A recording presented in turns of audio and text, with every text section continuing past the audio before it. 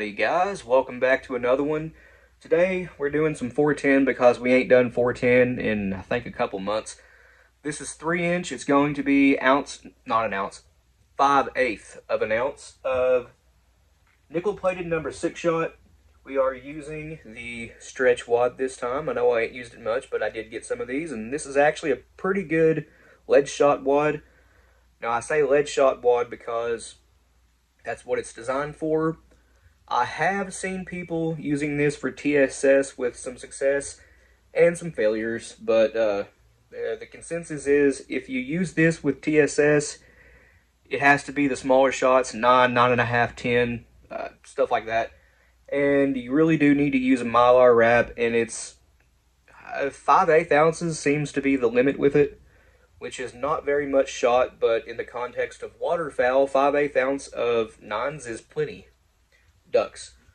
But anyway, the hole we're using is a twice fired Remington Express. We do have a Winchester 209 in it, and it's already deprimed and resized. Look right here above the brass, you might be able to see the dimple. I got these from, well, I'm not sure if I can say where I got stuff anymore, but PR. So they pressure test these, and this has the pressure testing dimple on the plastic. Kind of hard to see, I know. But also shined up the brass with some 4/0 steel wool. Made it all nice and shiny again. But that doesn't matter. This recipe is based off of a few published ones. But me being me, this is not the original data. It's actually backed down a little bit from the original data. The original is over 12,000 PSI, and it's running, I think it was 1350 FPS. So we don't need that high speed. I think 1200 FPS is plenty. This stuff right here, again, it's one of my favorites. Use it all the time. This one's about empty, sadly. I do have 2 or 3 more bottles in reserve, though, so that's a good thing. Especially nowadays, it's always good to have dust in reserve. And today's number of the day is, 12.5. 13's fine too if you want a little bit more velocity. But I think 1200 FPS is just fine. This is 5/8 ounces. It's not the full 11/16 ounce payloads that 3-inch 410 usually is for lead, but it's very close to it. It is just 1/16 ounce off, which is 0.06 on a scale, so it ain't much at all. It's just a few pellets. You ain't gonna miss them. And, well, this wad only holds 3/8 ounce of lead in the shot cup.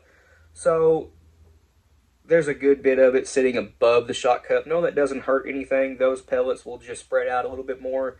They might even become flyers, but if you have a 410 with a decent amount of choke, like a full or extra full or even a turkey choke, that will tighten it up considerably, and the ones that are in the shot cup will actually hold a pretty decent pattern at appropriate lead 410 ranges, which personally, 25, 30 yards might be pushing it. 410s, obviously, they don't have much shot, and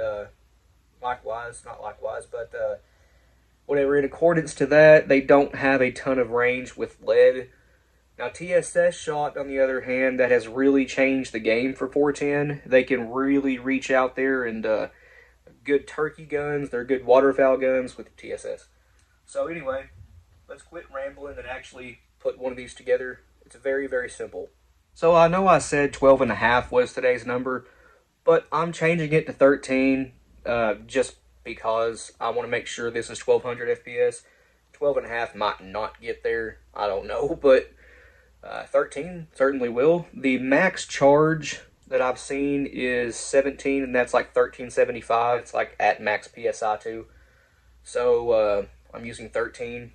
So LMG 410 wad. Obviously, my fingers cannot fit down in here. So Gary, I lost your 410 wad tamper. I cannot find it anywhere, and I've been looking for it for like 2 months. I have no idea what happened to it.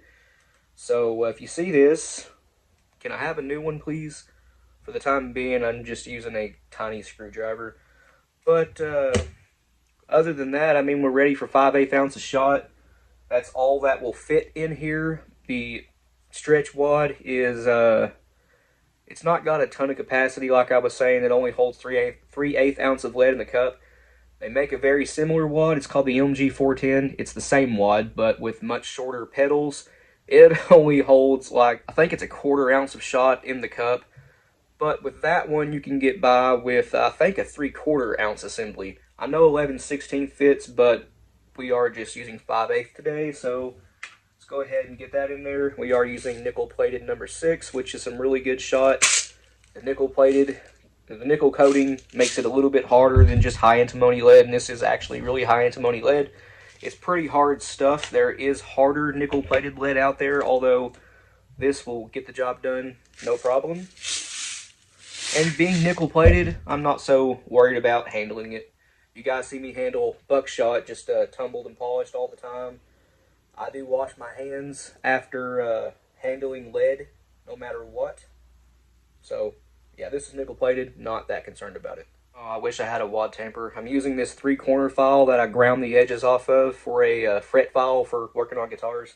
That's what I do sometimes. If I'm a little bit low on cash, I'll, put out a feeler on Facebook. Hey, if you need some work done on your guitars, I'm cheap. I'm pretty good at it, too. That's what people tell me. But I'm just using the bottom of that to make sure the stack in there is flat. Pretty much ready to crimp this. Now, sadly, the OMV and GAP crimp dies here, they don't automatically index like a mech would. I'm not even sure if these would on a mech because they're kind of fixed in place. There's no Spindex type whatever to it. So what I do is just look at the hull, the crease between the 2 points. I'll line that up with the indexing lines. I'll show you in a second. It is actually on the outside of the pre-crimpers, like that right there. Come out really well. I actually pull this off and show you because why not? These fit pretty good up in the press here. Kind of hard to get out, but you know what? I'm probably just gonna walk over there and grab the 24 gauge one because that ain't coming off. Okay, here's the OMV 24 gauge crimp starter, 6-point. They do have indexing lines on the outside of it to let you know where to line your hull up at. This one is GAP and this one is my 32 gauge one. I thought I grabbed the 28, but it don't matter. 32, the GAP, they also have the indexing lines. That's very, very handy to have if you're using them on, once fired hulls. Because otherwise, you just be putting it in there blind and maybe feeling your way around for the where to line it up at. So, indexing lines are cool. Now we're going for the Rebasator here. And it does. It's right there. You guys have seen this so many times. All that does is kind of puts a dome shape on top of the shell and a crease around the center of the crimp. If I had a 410 press or a 410 GAP or OMV crimping die, like a final crimp die, that would look like a beautiful, well-made factory type shell. But I'm just going to hit this with a GAP, or not the GAP, the OMV crimp finisher, and this is going to look awesome. Actually, you can just take it a bit farther, and as you can see, it will close your shell up for you. Man, that's out of focus, ain't it? Yeah, they will close your hull up for you. The Rebasators will, if you have your stack height correct and all that. But as you can see, no taper at all. It's completely square on top.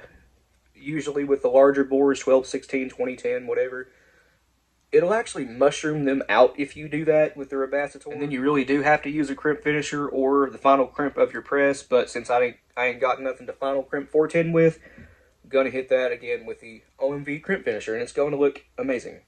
Okay, we have a couple of them done here. This is the one I just put together. As you can see, both are kind of dished in just a little, and this one here has a little pinhole in it. That won't hurt nothing. Those number 6 pellets are way too big to ever come out. And the reason why they're kind of sunk in a little bit is because I was not using the higher charges that the original data calls for. You could obviously just drop a thin overshot card underneath the crimp, and that would take care of that if you want a perfect shell. Although that right there, that's hard to beat. That's pretty dang good. Well-pronounced taper, that'll feed in any gun. Actually, let me test that out real quick. So I'm not going to post this video until next time we film, which I hope is this weekend. Today is my birthday, February 24th. My wife got me a new 410 for my birthday. This is a Stevens 301. It's empty. I just have the chamber open, as you guys seen. They come with an extra full turkey choke. This is a 391 constriction. I did measure it. They come, well, this one comes with a red dot. They don't all do. It's unbranded as far as I can tell. It just says red dot. Now, what's cool about it is it does have 11 different brightness settings. I have it off right now, obviously. And adjustments for both windage and elevation, which isn't always nice. But let's just see if this 410 actually fits in there good. Yeah. Awesome. See if it ejects. Oh, yeah. Functions just fine. Bore is, well, it's never been fired, so shiny as a mirror. The choke is tight enough to where you can see a dark ring at the muzzle. That's a sign of a moderately tight choke. This being 391, it ain't crazy tight for 410. I would have liked it to be like a 385 or something to really have, you know, good long-range TSS patterns, which is the main reason I got this. I'm working on getting a choke for it, IC or Skeet 1 maybe, for some slugs. But as this one here sits right now, this choke's good for a 395 round ball. This is 391, 395. It's just a little bit bigger, and you actually want for a round ball to be a little bit over the bore or choke diameter for best accuracy. Only the center of the ball contacts the, well, in this case, choke. So just ever so slight of a squeeze as it leaves the muzzle. I wouldn't shoot like a full bore round ball out of this, obviously, but you know, barely over diameter, that'll be fun. So this is a gun we've been talking about getting for a while. I seen it at the gun shop across the street from my house for a decent, you know, amount of clams.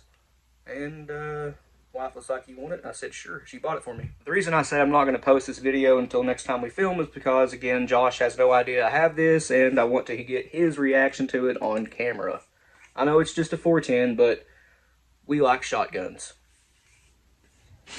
Anyways, guys, I guess that's going to be it for me. I'm going to try to get another couple of these knocked out. Sorry they've been kind of slow lately. We've had a lot going on, and just ain't had a whole lot of time to do these. I got something in my eye. But anyways, please like and subscribe. We always appreciate that. If you have any questions or comments, leave them down in the comment section below, and we'll get back to you. And if you want to, go check out our Patreon. It's as low as $1 a month. You guys get early access to content. A link to that, as well as a link to our Instagram, Rumble, and merch store will be in the description below. But other than that, you guys take it easy. We'll see you in the next one.